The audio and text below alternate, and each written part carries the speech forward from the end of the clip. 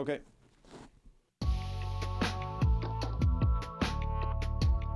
Now then, everybody, welcome along. This is Friday Gathering, I'm very happy to say. If you are listening on a Saturday or on a Sunday, fear not, we have carefully tailored the discussion points to not be time sensitive, akin to a good Sunday paper read. And to that end, John Greene, speaking of Sunday papers, Sunday Independent sports editor, hello. Joe. It's Friday, John, you ready? All set. Yeah? Pressure on? Pressure's for tired Joes. Better be something good this Sunday, John, you know what I mean? There's always something good. Well, that's true. Always something good. Rory O'Connor of the Irish Independent here in studio, hello. Hello, Joe. And Fionn Davenport is a man of many talents, award-winning travel journalist, exceptional broadcaster in his own right. And for the guts of a decade as well, we talked golf on a weekly basis, part of my former life on OTB. And frankly, in my new job, I have no time for friends or family. I thought, how can I see Fionn on the side? Yes. How does that work? We get abused when he gets this big intro. Yes, I know. Exceptional broadcaster, award-winning. But it is true. You better have something good for Sunday. And John and Rory. With friends like Joe, no, never see. Yeah, since, well, I guess in your new life, so this is at least get a chance to see you. Yeah. Good to see you. You look well. Thank you. And you? Quite a few things on the agenda. Suspect we may not get to everything. So the GPA are happy for managers to officially be compensated, according to Tom Parsons. There is a genuine war of words. I think sometimes with a war of words, we have to squeeze every drop out of the quotes and manipulate them and put them side by side so that we get a bit of bang for our buck. Not required here. This is just a good old-fashioned ding-dong, really. Eileen Gleeson, the Irish manager, versus the Athlone town manager, Kieran Kilduff. The ever-booming experience economy, sport is cashing in. Sir Jim has given Sir Alex the boot. Tennis, Saudi Arabian bonanza, Fiona's been watching that. And IRFU against the 20-minute red card. We will not get to all of this, I think, but we'll see how we go. So, fellas, just to start off with the back page this morning, Colin Keyes has the story. Tom Parsons is the Gaelic Players Association CEO, and he's been doing some talking this week. People may have seen Jarlath Burns, the president, had said recently that the GAA should be open to debating things like contracts for managers, remuneration for managers, and this has been put to Tom Parsons, and he has said, yeah, we are open to this. So, for instance, he quoted a GPA survey last year, and inter-county players were asked, do you think inter-county managers should be... Now, the key word here is compensated. I would prefer if the word had been paid, because that sounds a bit more lucrative. Compensated, sort of like out of pocket connotations, mileage. Now we're talking about someone told me, and I never know if it's true, that a manager in the last what's a wide enough so I don't libel anyone, an All-Ireland winning manager in the vague past found a ginormous sum of cash in his boot after winning the All-Ireland. Now, who knows if it's true or not, but this is kind of the stuff of there's a lot of stories out around managers and payments, and you never know what's real and what's not. It's true. But I think we can take it as the truth is that people are getting paid to manage Gaelic football teams and hurling teams. Yeah, I think we can. That's a good starting point. Tom Parsons said so. He goes, managers already are. Yes. Yeah. Again, compensated, paid. What's he talking about exactly? Who knows? In answer to the survey, 92% of GAA inter-county players said yes, they should be compensated. And Parsons made the point that there are 350 coaches and games development officers already around the country, so we have professional coaches. In the same breath, he said, our amateur status is important in the GAA. So, he says the GPA is committed to our amateur status, and we need to work with the GAA on that. He did also interestingly say that they were surveyed, the players, are you kind of happy with the amateur status and the financial rewards at the moment? And 60% said yes, and 40% said no. Now, the specifics of what that 40% are looking for, we don't know. But 60% said, sure, happy enough with the situation. I thought there's an interesting line of quote, some tier of players do need a stronger value proposition with the amount of investment on and off the field for the inter-county game. I love that marketing speak for... Yeah, it sounds like it's basically talking about image rights or that kind of idea, that it may not be the GA that's paying them, but that they're getting, we do have it already with brand ambassadors and with sponsors coming in to reward or to pay players for services. Can I ask, the GA managers are getting mileage? and that's on the record, are they then also just getting lumps of cash on the side? Is that what's going on? Or do we know? I don't know. We don't know the ins and outs of it, but we know that. Well, I think we're pretty confident that there are transactions happening, and I've always wondered about revenue, looking into it and all that sort of stuff. You know, how does it actually work? Is it? And I think what they're talking about is cleaning it up so that it's salary, that it's all gone through the books, and that there's more transparent. Like, transparency is the one thing that's been missing, because this is as old as time, really. County boards have been encouraged in the last years to start including how much their inter-county management teams are costing them. Not all of them. In fact, I would say probably most of them haven't yet. But I know there are some examples of county boards who are now putting a figure of what their backroom, what their management teams cost them. We always had a figure in county board finances every year, inter-county team expenses, which was this big, huge figure, which covered everything. But counties have been asked to break it down more, and I know, off the top of my head, I can think Meath and I think Roscommon certainly did that, and included a figure for the management teams. In Meath I'm going to say it was 70,000, but I can't swear to that. It might have been a little bit more, and that was a figure that covered all payments to people who were members of their inter-county management team. Goes out to clubs. It doesn't tell you what those payments were. Were they expenses? Were they vouched expenses? Or, we don't know that yet. But then there's there's that, and the expenses and vouched expenses. But then I suppose I just feel there is a network whereby, that local business person's also going to look after you. Here's a wink. That's just part of it. No, here's a car. Yeah. So is this a more mature? How does somebody who has a car get mileage? Sure. Okay. They don't. So would we like this? Is this a more mature thing? Do we want a scenario where very publicly that the manager of X county is on 150 grand a year? Do you think that's just better that we all know that? I think so, because it just makes it more straightforward. It makes it less under the table. It makes it less murky. It also, it seems like the commitment involved of being a manager is almost impossible if you want to have being a manager and having a job. I mean, Colin O'Rourke went into Meath after he'd retired, didn't he? But we're seeing like the amount of time it takes. It seems to be a full-time job. It seems to, why not allow people to go and work as GAA managers if that's the career of choice? It'll pierce something. I know. So listen, there's a mass delusion, and there's winks and nods, and we're all like, oh, sure, I'm sure he's getting a few quid. And that's the current status. It probably does change the feel of the games to literally look at managers and sidelines and saying he's on 200 grand a year. Do you know? So I can see maybe a wolf. I know I'm like subscribing to this kind of lie, which is currently there. We are all kind of conspirators here, and we do know of examples over the years where an inter-county manager, it was their job. They weren't doing anything else, and yet we're all still clinging to this kind of quaint notion of amateurism. Look at the amount of time X is putting into that job. They're so dedicated. They're so committed. Well, but maybe they're getting 70 grand a year. So it will lead. I mean, I find Parsons' comments quite unusual. That I don't see how the players not getting paid and the manager getting paid in the long term is going to work. Maybe there will be maybe it will be split. Like if the manager's getting paid and he's not doing a good job, then it's going to come a bone of contention within dressing rooms. And it was the case in college football, like in America. But the players are sitting there and they know the manager's getting paid. That's true. They mightn't have a figure, but there'll be dressing room banter and talk about roughly how much, especially if it's known there's a benefactor, which is often how this might, or a supporters club or something. But I don't see it a huge leap for the group of players knowing that their manager gets paid and knowing exactly what their manager. It might depend how much he's getting paid. Yeah. But it's true.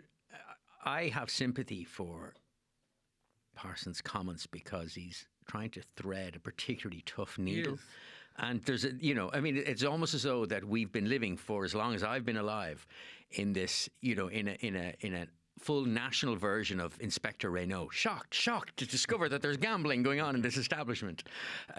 But that's it feels as like, and tiptoeing around it, because obviously we have to be careful about saying anything scabrous. But at the same time, I've also heard the stories for years, but going back like 30, 40 years. about, always little side deals being cut. And would it been officially there in black and white that manager's getting 250 grand a year? Would that take a certain sheen off things? I mean, what did I see in the paper today that GAA Go had healthy, what is the revenue of 5 million? Nearly 5 million. Yeah. Yeah. And what you're looking, when you have numbers attached to the GAA in the millions now, and big turnovers and big numbers being discussed, it just seems so anomalous to me that then you have the nuts and bolts are sitting there going, no, not me, I'm just doing it because, The GAA is an extraordinary organisation for being able to be at the same time socialist and capitalist. At the one time. Yeah. Well, we'll see where it goes. I think Tom Parsons, to be fair to him, he couldn't really have said anything else, could he? No. I mean, because it would have been just a lie. Yeah. And so there is a degree of we have to face reality. We have to face it. Yeah. We haven't had to face it for the last 100 years, so why are we facing it now? And we're not good at that. But isn't Jarlath Burns such an interesting and breath of fresh air in that, he's not saying, I think it's important that we have this discussion unless there is a kind of a giant contradiction or a giant hypocrisy at play that, come on, lads. Because there was, you'll remember specifics, John, but there was a point a couple of years ago where Pádraig Duffy, who was then the, what's the official title? Archduher. Yeah. And he sort of said, listen, we need to decide on this payments under the table situation as an association. Are we going to go after this, or will we just sort of leave it as is? And the overwhelming response was, let's just leave it as is. The old it was silence, which was the Irish way of saying. Yeah. And some of the managers aren't going to want to pay tax on this cash in their boot. No, they're going to want to be paid more, so that the tax. Is, And county boards may look for more. They may look for them to be almost director of football type roles. That when you're not managing the county team, that you're also have an eye over all of these other elements. That is, it's across all levels of the GAA, at all adult levels of the GAA, right down to the junior B club teams. Yeah. But it will inevitably shine a light on amateurism and whether amateurism is sustainable in the future, and whether we can, the sport can continue to ask so much of people in a world where everyone has less time, and everyone, the players I'm talking about, and it will, I think, especially when the figures are published, as I kind of touched on earlier, in college football, the highest paid people in nearly every public servants in nearly every state in America are college football coaches or college basketball coaches, and eventually the NCAA, they broke and they started paying players because the players just got fed up with not getting anything for. To your point, Joe, if you fast forward 10 years, let's say we have an agreement, is that the better resource counties are all of a sudden grabbing all of the best managerial talent to the detriment of the lesser resource counties, and then all of a sudden that ethos that infuses the GAA for 100 plus years is just blown away completely. Yeah, the best resource counties are already winning the majority of All Ireland, so it's just putting facts behind what we already know. I mean, Limerick have incredible resources. Dublin have the best resources of anyone. They've been hoovering up All Irelands for years, so it's more just putting a name on what we've already been seeing. Homegrown managers. Homegrown managers. Absolutely. So say the Pep Guardiola of GAA emerges in Leitrim. Yeah. They can just go get him. Yeah. In a very official way. Exactly. Yeah, they could. It's like England going after Thomas Tuchel. Yeah. It's the same. But I think that it's not currently maybe manifesting itself in managers, but what they are doing is putting their resources behind inter-county setups in a way that a Leitrim can't do. It's true. Let's move on. So then, beside that story from Colm Keys, there's a picture of Eileen Gleeson. It sounds like my prep for this panel was glancing at the back page of the Irish Independent. I assure you it wasn't. Far more busy than that. Yeah. So there's a picture of Eileen Gleeson. She's naming a squad because next week, and this is a big deal, the Euro 2025 first playoff game is against Georgia. We do have the prospect in women's sport of a Rugby World Cup and the Euros next year with teams at both, which would be quite something. So the headline is Gleeson hits back. If he wants dialogue, then pick up the phone. So it's a sharp riposte, and the person she's directing it at is the Athlone Town, by the way, they're League of Ireland champions this year, manager Kieran Kilduff. So Kilduff very recently had talked about this big disconnect between the domestic game and the international setup. He talked about the lack now of home-based sessions for emerging players, which had been happening, lack of contact from the FAI generally. He talked about no pathway, no connection between the national team and the league. He noted, look, I won the league here with that loan, didn't get so much as a call from Eileen Gleeson.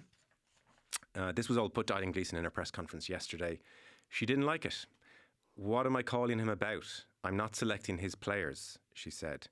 She has included his goalkeeper, Katie Keane, but that's beside the point. She says there are hundreds of managers. Again, I don't know if there are hundreds of managers, but she says there are hundreds of managers. I'm speaking to players that we need to. If I need to ask Kieran about a player, I'll pick up the phone and ring him. If he wants to ring, ring. There's nothing stopping him. If he wants the dialogue, then pick up the phone and call me. You should have brought Kieran today, she says at one point when she's getting a bit fed up of the questioning. This is a squad announcement. I'm done talking about Kieran Kilduff. And she did add, in fairness to her, we do get data on a player if we're interested, so that Kieran may not have heard from me, may not be the full picture. So a genuine, I think, bite back. Yeah, genuine Barney. Like Kilduff is in such a position of power because Kilduff is an established figure in the men's game who has multiple league titles, who I'd say he's even spoken about how he sees this as his first management job and he enjoys working in the women's game, but I think his ambitions will be to work within the Men's League of Ireland. So he's not really beholden to the FAI or Eileen Gleeson to kind of rise through the ranks. He's probably in quite a powerful position in that way.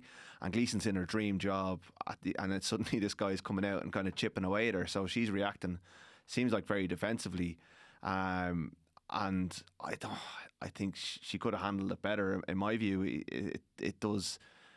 It just seems like the women's game seems to be constantly, maybe it's Irish football in general, seems to be constantly at war with itself. They get to a World Cup and the players fall out with the manager, and it's a what should be a good news story is a very human story, in that there's big personalities involved that are kind of having a go at each other. So it's quite stark reading those comments. Yeah, I don't really know, because I'm not behind the scenes. I don't really know where to come down on the dispute between Kilduff and Eileen Gleeson. I mean, if she was here and she said, look, I don't need to talk to him. I see his players. If I want to pick one of them, I can pick them. I get data on players. I have picked Katie Keane.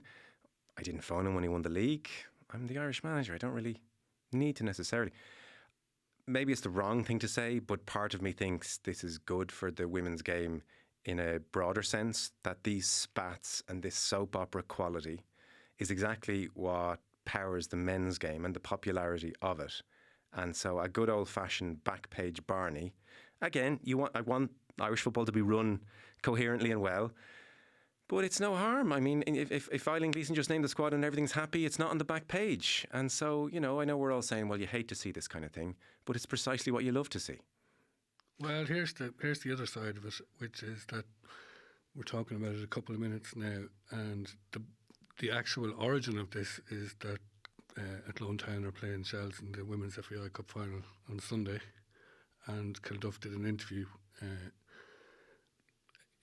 in advance of the game, and these comments at the interview is actually in the Sunday Independent on Sunday, and these are comments contained in that interview which came out a bit earlier. So this is the first time we've mentioned that there's a cup final on Sunday. I've looked at his comments, and my initial thought was, look, you've gone in over the top there. I couldn't believe that he got a response the way he did, to be honest with you. I don't think that was very edifying on Eileen Gleeson's part as national team manager and as the figurehead of the women's game in the country. But when you look at his comments closely, he probably has a point.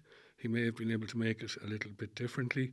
I don't think anybody reasonably thinks that the national team manager in any sport needs to be phoning up club managers all the time or whatever.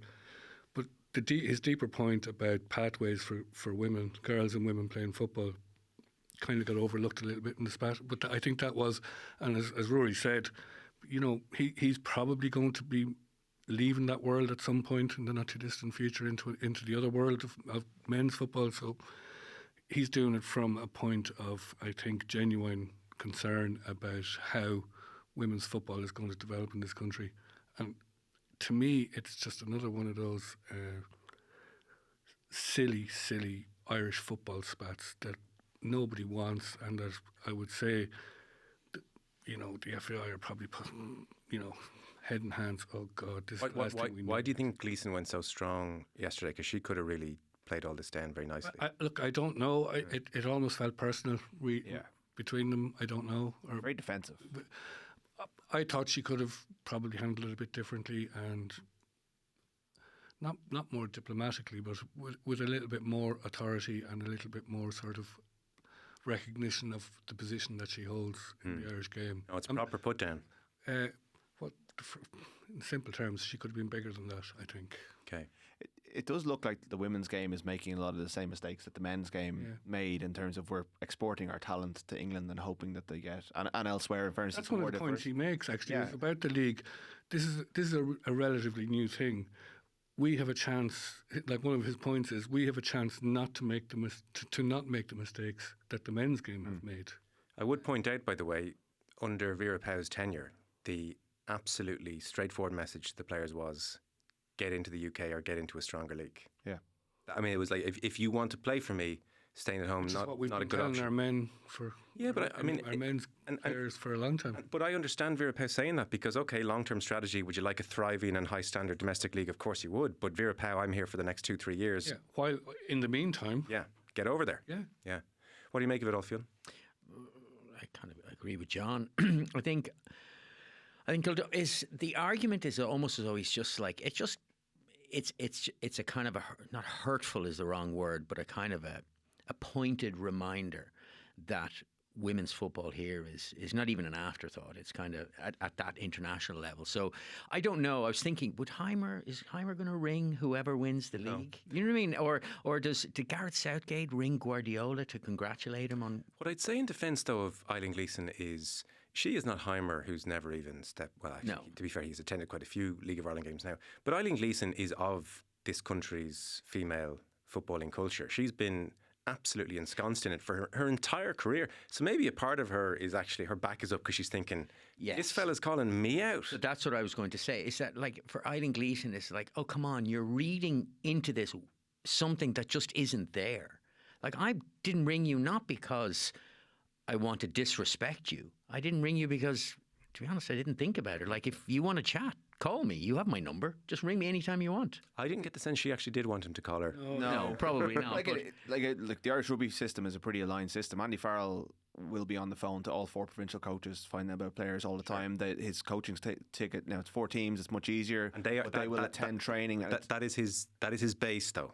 No, it's absolutely his base. Whereas the League of Ireland for Eileen Gleeson, it's not her playing base. No, but it's a small playing pool overall, and she is selecting one of his players in her squad, so it's not beyond the realms that there's players there who may go to England in the next year or two that she would view. So I don't think Kieran Kilduff was looking for 3 cheers from Eileen Gleeson. He's not looking for some champagne to be sent to the dressing room. It sounds like he's fighting for his players. He's saying to his players, the Irish team aren't looking at you, so I'm going to go out and make a point of it. I think it's more what the message is, and would it cost her too much to be checking in with the League of Ireland managers on a regular basis, particularly those at the high level, to go, what have you got? Who have you got for me? What's she like? What she liked? It doesn't seem like, international management is not a busy job from one week to another.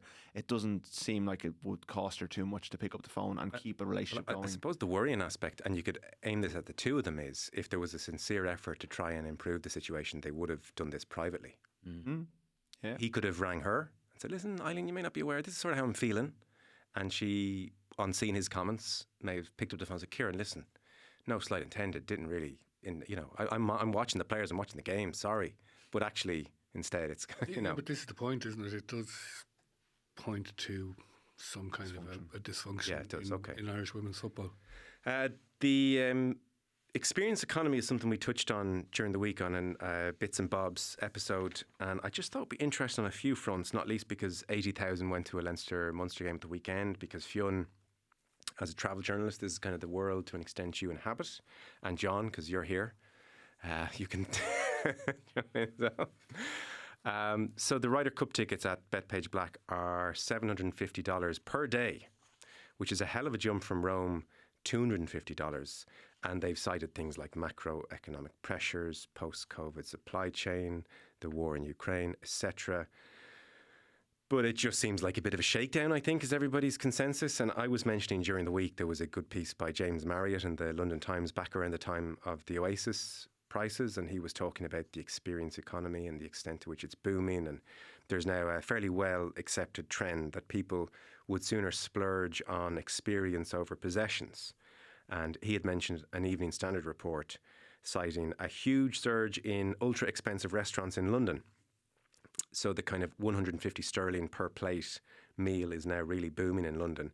And he said as well, akin to Ryder Cup tickets, I think it's not just uber wealthy people who are forking out. There's an aspirational middle class aspect to this as well. And that is because people want to have an experience and they want to be able to post about it online. And, you know, he goes into thoughtful places and talks about how we do lack a bit of ritual in the absence of religion increasingly. We lack a kind of set piece event to take us out of ordinary life. Lack of community, friendships. He said if you lack friends, a year can easily drift by in grey uniformity, your work, commutes, screens. And so a Taylor Swift concert, it's a concert, but it's a community. And Dublin is love-bombed and people are practically hugging strangers. And obviously that applies to sport. I mean, if you're lonely or if life's a bit mundane or colourless, to plug into supporting a team with fellow fans is, you know, an obvious appeal.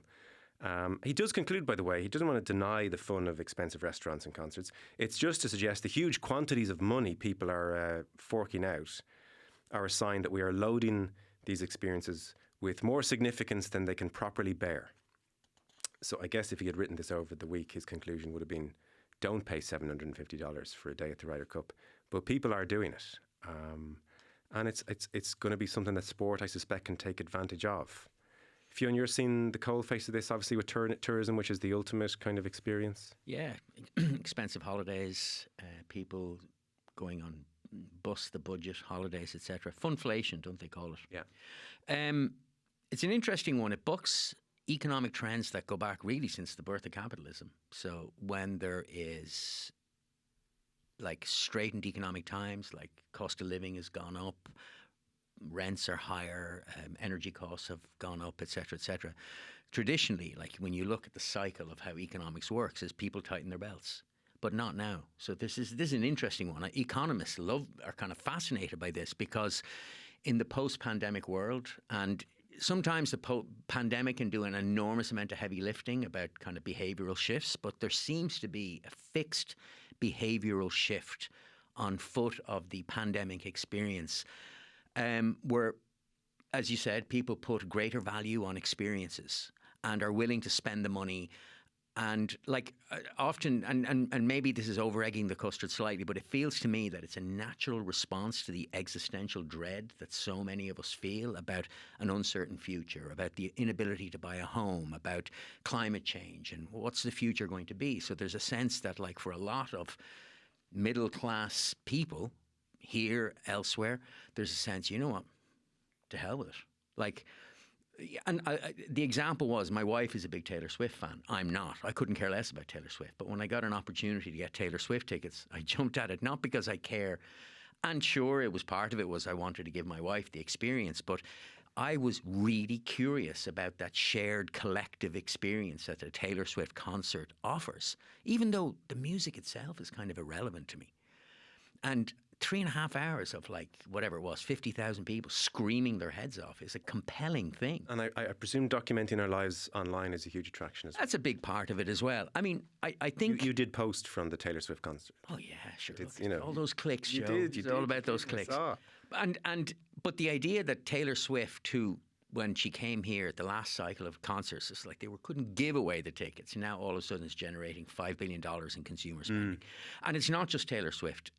In slight defence of the Ryder Cup thing, because at Marco Simone at the Ryder Cup here is that they didn't make nearly as much money as they thought they were going to make. You know, and because I think the expenses were 40% higher than they had been at Le Nacional at the last European Ryder Cup. Yeah. So, you know, like, it's a weird one. And then you add things like, all of a sudden with the Oasis tickets, it's kind of put the spotlight on dynamic pricing, and it just becomes very, like, the thing is, it's a worrying trend in some respects, because it's like, it's an easy trend to take advantage of. Yes. The consumers become such easy marks then. And sorry to interrupt, just a last one from me. I saw Hustle surveyed 350 people who were leaving. I don't remember who the artist was, but it was a very expensive concert.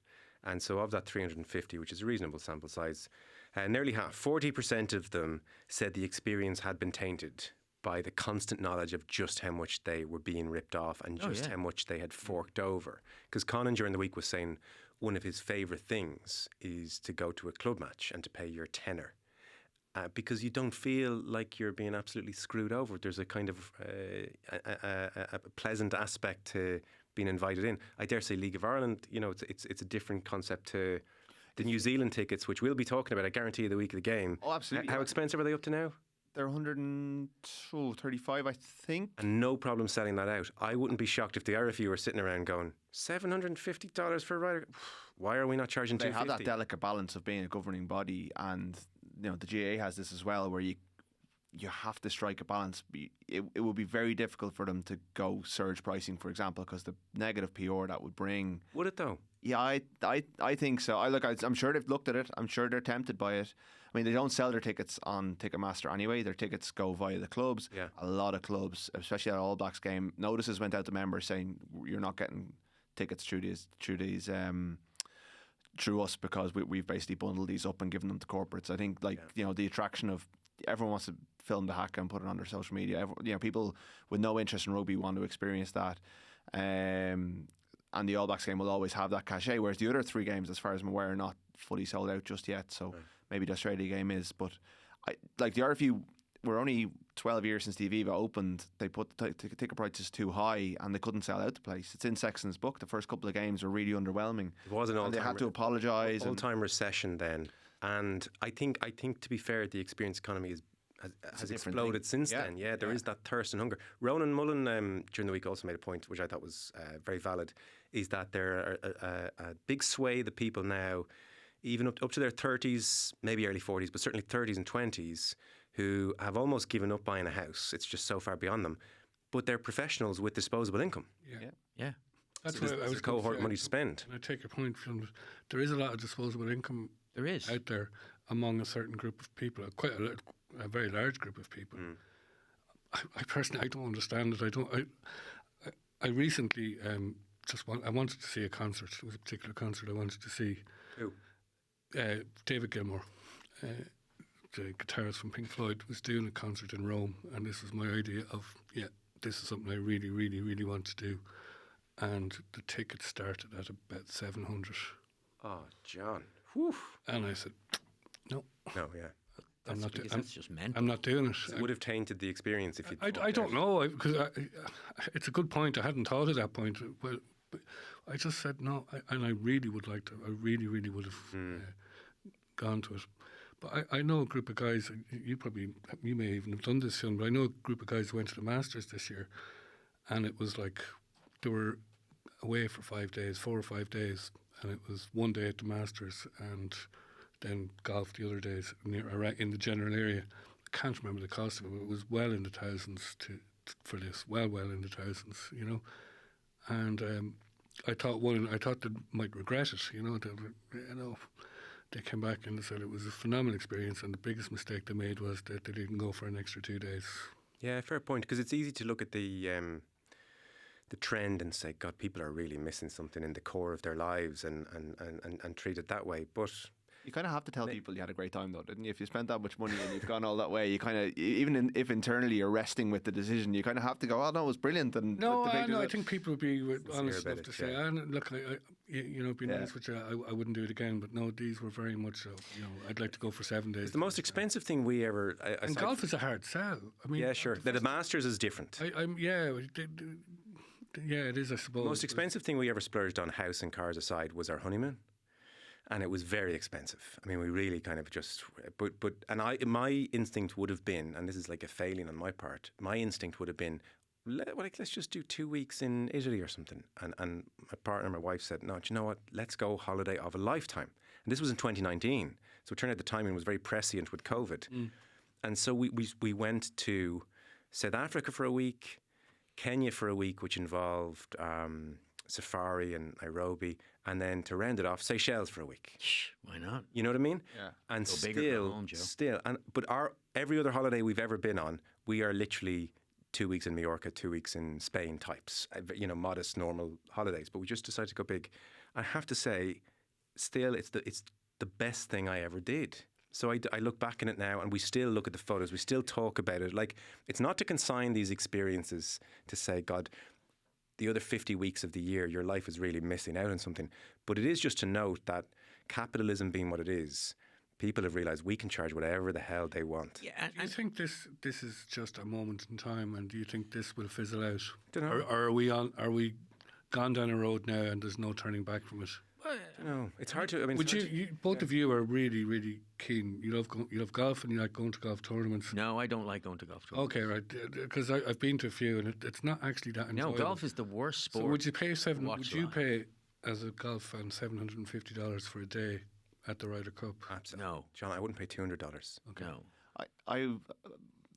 We were on a family holiday in 1998, and we were in Paris. We were in Paris, and we were driving off the Periférique, and we spotted the Stade de France, and Dad just pulled the car down, and we went down, and Nigeria were playing Denmark the following night, and we walked down and into the middle of Saint Denis, where you're kind of not supposed to go, and we went into the mairie, and he asked for 4 tickets for the game, and then found out how much they cost, and looked at me and closed his eyes and gave him the money, and that was one of the family experiences that we'll always look back on as being amazing.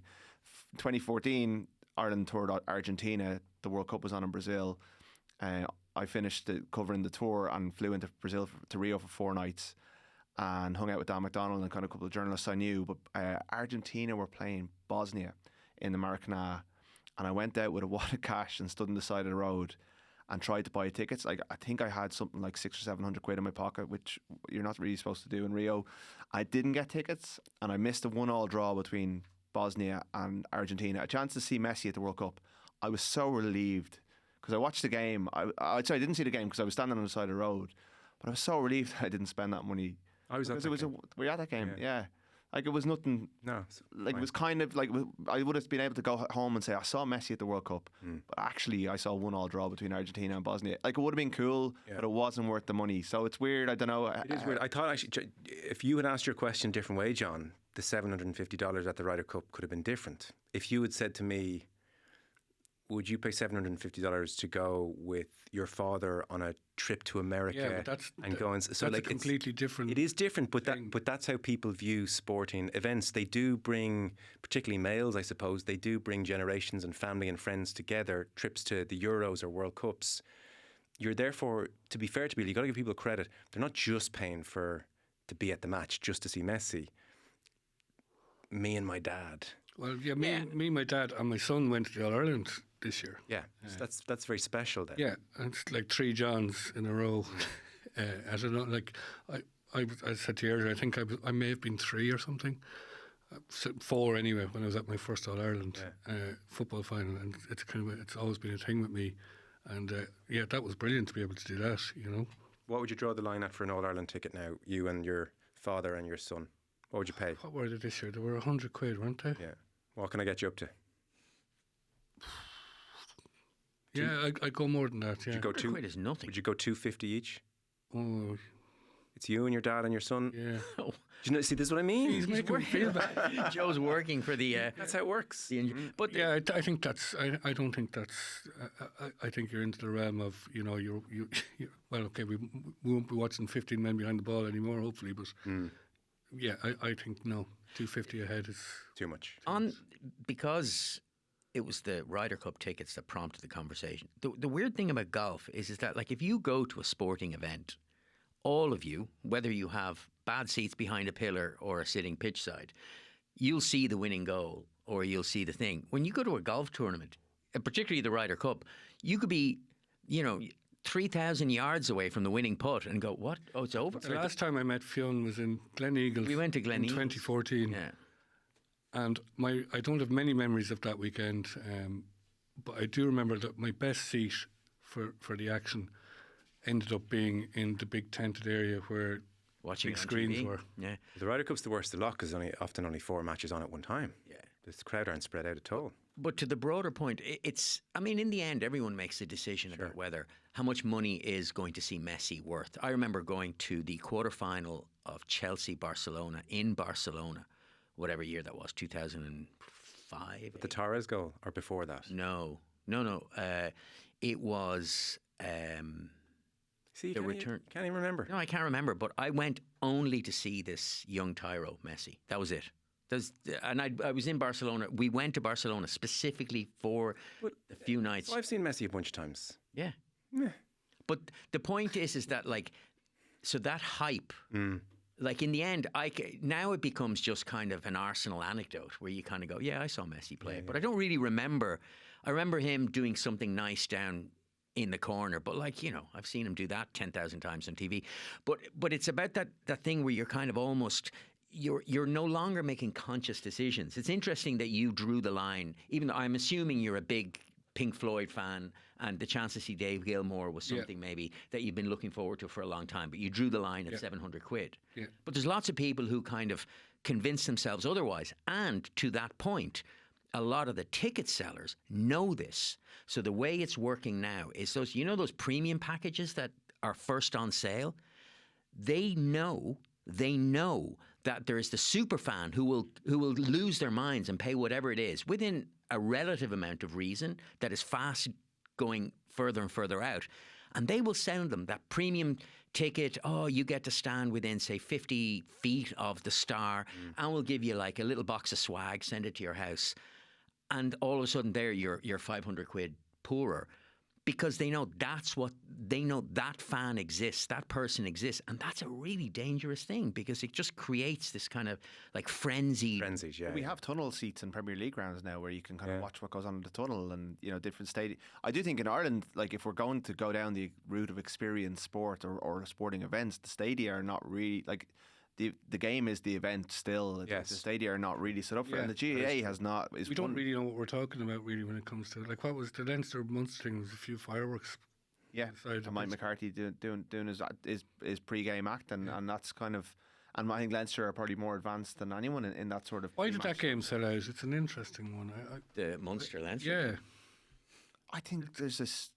Well, I think we know from covering like there is a huge latent interest in Irish rugby, and you do have most of the best. there's a Croke Park factor as well. Croke Park is huge. There's a curiosity and a kind of a warmth towards Croke Park in the It Irish doesn't sporting. transpose to the GAA a lot of the time. Like the GAA hasn't tapped into this experience thing at all. Really, I know the Munster Hurling Championship has an experience element to it, but.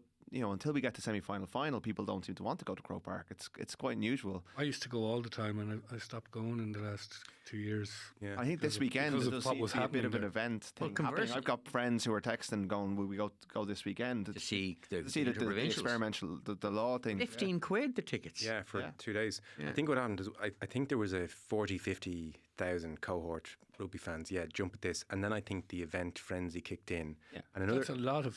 But the extras. game regularly attracts between 40 and 50. Yeah, it's a in the Aviva, 50,000 so it's another. game. but I think another 20, 30 said, oh, this is now an event. And it's back to that thing of I need to be there. You know, that impulse that we have. It was unusual, not a bit of novelty. Yeah. They made 1.7 million for Leinster. So Let's see where it all goes. I somehow don't think sport prices are going to come down anytime soon. Clock's sort of against us. Fionn, you touched on Sir Jim. Yeah, obviously it was a well remarked upon story during the week that Jim Radcliffe has decided that's it, Fergie, you're out of here. You're 2 point whatever million that you were getting a year, and he was getting 2.1 million in 2014. Yeah, I would suspect it's gone down. that crept up. Oh, up? I don't think you'd start paying him less with inflation. No, probably not. So that means over 10 years he's banked somewhere between 20 what was the and 30 million. motivations of the Glazers giving Alex Ferguson Hush money. So yeah. is it? Yeah, you think? Absolutely. Listen, Alex. Yeah. Club ambassador. There's going to be a lot of managers who mightn't do so well over the next 10 years. We need you not talking in the media. It's a weird thing, and for all of that, like, and I reflexively, all the United friends who go, I can't believe they treated not just a club legend, but the club legend, the greatest. But the fact is like, I mean, conservatively, they've given him 25 million quid to do nothing. Sit there and, you know, shake hands with a couple of rich guys who show up at football matches. But when you actually dig into it, is that like, for all of Fergie's success, and He's done more than Anthony, and he cost 80 million. huh? He's done more than Anthony in that time. Yeah, He cost 80 million.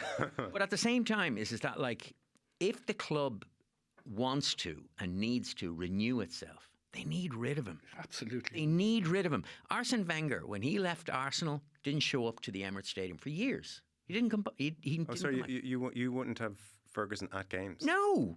Ferguson should be retired. Or certainly he can come to the games. They'll give him a free. But he should not be involved in the club. He shouldn't be anywhere near the dressing room. Shouldn't be anywhere near. And also as well as and this is not to look. Ferguson's the greatest manager that has ever managed in England. But this is a man who brought enormous success to the club, but also used the club as his own personal fiefdom, and kind of did a lot of stuff over the years that you'd be like, "Are you kidding me?" Like when Preston North End fired Darren, like he recalls the 3 United players straight away. Yeah, he allowed Preston to train at Carrington. He decided to go toe to toe with Magnier and McManus over Rock of Gibraltar. Like, how are any of those things in promoting Manchester United? They're not. And that's fine. Alex Ferguson gets a huge amount of leeway because he is the legendary figure that he is. But I would imagine if I'm Jim Ratcliffe, I'm going, look, like I've just invested 2 point whatever billion quid into this club. We need to remake it. We need to get back to success. And sorry, Alex, but you got to go. John, you're a Manchester United fan. You would have obviously lived through Ferguson's I epic agree. time. I agree. You do? I do. I think he shouldn't be anywhere. He should be at the matches, of course. Yeah, he's the most important figure in the club's history, along with Busby, and Charlton. But when you've read the stuff back in the day about Busby when he was hanging around after his time was done, like Frank O'Farrell, these guys, they could never escape his. That's the same with Liverpool. They could never escape his. But Liverpool handled it a bit better, But they were ruthless with Busby's shadow even hung over Ferguson at the start of his reign. That was how long he. It can't be good when you come into that situation to have him walking around the dressing room and stuff. But in terms of being at a game and stuff, he's an important figure in the club history, and it would be odd if he wasn't at the games. And I should just tell listeners, by the way, when you say the dressing room, that has been a literal change this week. There's a change of policy now that traditionally at Manchester United, going back to the days of Busby, the board were very much welcomed in the dressing room. You would often have seen Bobby Charlton in there down the years. It's part of the DNA of the club. Bobby Charlton being in a dressing room, I can see, an inspirational player. They've banned the entire board now. Yeah, He's a director. The board are gone. Morris Watkins, all these guys, And also, that policy's gone. How does it look when you've just let go 250 people from the club? Like, people with mortgages, people, I'm assuming to whom the wage they earned working for Manchester United made a material difference to their lives. Like Alex Ferguson, he's Richard Midas. He does it. It's fine. Like, what does it look to kind of pay him whatever it is they're paying him? But I don't know so much about that because it's football and there's always inequalities of scale in play. Sure. Anyway, these people were working with people who were earning 400,000 a week. So You're given $2 million a year to the past when you should be investing that in the future. And I think that's a good point. I think that I just think he.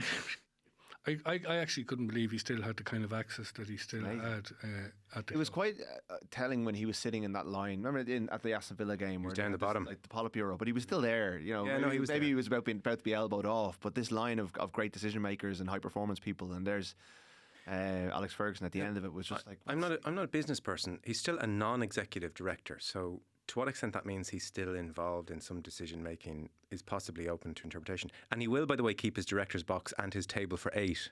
which is at Old Trafford. That's fine. and that's too. as it should be. But he may still be like consulted with football decisions, although I suspect probably less so. I can't imagine. No, I imagine that part of Radcliffe's thing is like, look, as Rory correctly said, it's like, what are you spending all this money on the past?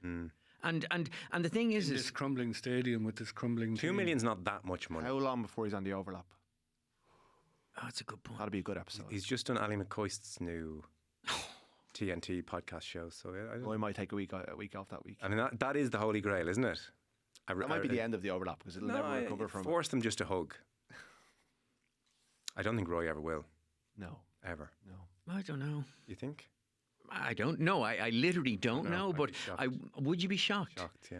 I just after a while, is One of them would have to go too far to get the other, to prompt the other to reciprocate, and I can't see Only that either it of them. would puncture images, by relenting and. I mean, I Peter don't think Schmeichel I was would. on it recently, and there's no love lost between him and Roy. No. So Yeah, I think that was a different kind of. yeah, no. Friction. It's the betrayal of a father, isn't it? That's ultimately. I mean, there's something Greek and tragic about it. Not to put too fine a point No, on it. but it is. Is that like and interestingly enough, on the Rock of Gibraltar stuff, it was Roy Keane who urged Fergie don't go toe to toe with these guys. What are you doing? You know not what you do, Sir Alec or Gaffer. Again, it's not to disrespect Alex Ferguson, but at the same time, this is like shouldn't be anywhere near the club, really. Okay, interesting. Okay, final thing or two to mention very, very quickly. We might talk about this more next week, Rory, on rugby, but it's just a bit of breaking news, so we thought, it's interesting. IRFU have followed the French. There's been talk for some time now. Matt Williams often points to rugby league as a great example of how this works very well. Obviously, in rugby these days, there are now more red cards than ever. There used to be no red cards in rugby. You could do what you want, but now the game is trying to get more safe, and so red cards are a feature in almost every game, or there's a contentious decision in almost every game. So people have said, okay, this is messing with the equilibrium of the game, and there's been a proposal for a 20-minute red card. So you're down to 14 men for 20 minutes, and then you replace the player who's been sent off. And so World Rugby have been trialling this in kind of underage games, and it could be in the offing. So the IRFU is against it. We do not support the permanent adoption of the 20-minute red card. Player safety and welfare, etc. Now they do like the idea in autumn. And I actually think I didn't realise this was coming for autumn. I think this is really clever. So for these November internationals, if you're the referee, you have both options. You can give a straight red card, or if you think it's one of those orange ones, those in between yellow and red, you can go with the 20-minute red card, and then they can bring on a sub after 20 minutes. And so the RFU is saying, do you know what? That's okay with us. Let's see how that goes in November. They held their counsel until the decision had been made, whereas France came out quite forcefully earlier in the week saying this is just wrong. This is against player safety, player welfare, all that sort of stuff. The RFU, as is its wont, was quietly working behind the scenes to try and get this. It's a bit of a climb down, I think, because the initial plan was to follow the Rugby Championship and instigate this 20-minute red card as a proper trial.